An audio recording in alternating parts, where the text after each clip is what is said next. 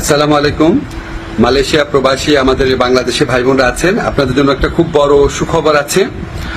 আপনারা হয়তো ইতিমধ্যে খবরটা পেয়েছেন, তবু আবার কনফার্ম করছি যে মালয়েশিয়াতে যারা বাংলাদেশের আমাদের শ্রমিক ভাই বোনরা আছেন তাদের জন্য মালয়েশিয়া সরকার মাল্টিপল এন্ট্রি ভিসা দিবে এই ঘোষণা দিয়েছে। এটা অফিসিয়ালি কনফার্ম করা হয়েছে। আমরা যখন গত মে মাসে মালয়েশিয়াতে সফর করি তখন মালয়েশিয়ার যে স্বরাষ্ট্রমন্ত্রী আছে ওনার সাথে আমার এবং আমাদের যে ডেলিগেশন টিম ছিল আমাদের মিটিং হয়েছিল। আমরা ওনাকে খুব স্ট্রংলি বলেছিলাম যে দেখেন, অন্য কোনো দেশের শ্রমিকের জন্য আপনার সিঙ্গেল এন্ট্রি ভিসা দেয় না, অন্য সবাইকে দেয় মাল্টিপল এন্ট্রি ভিসা, শুধু আমাদেরকে দেয় সিঙ্গেল এন্ট্রি ভিসা। তো উনি আসলে খুব অবাক হয়েছিলেন শুনে। উনি সংশ্লিষ্ট কর্মকর্তাদের জিজ্ঞেস করেছিলেন, মিটিং এ যারা ছিল তারা ওনাকে কনফার্ম করেছে যে বাংলাদেশের ক্ষেত্রে এই বৈষম্যমূলক ব্যবস্থাটা আছে।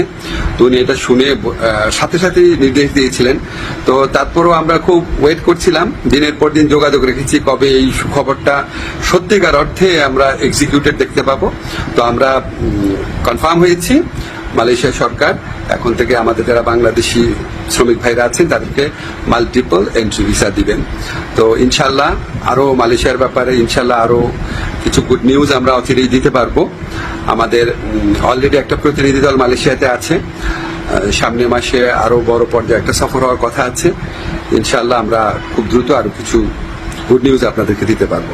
সবাই ভালো থাকবেন, ধন্যবাদ।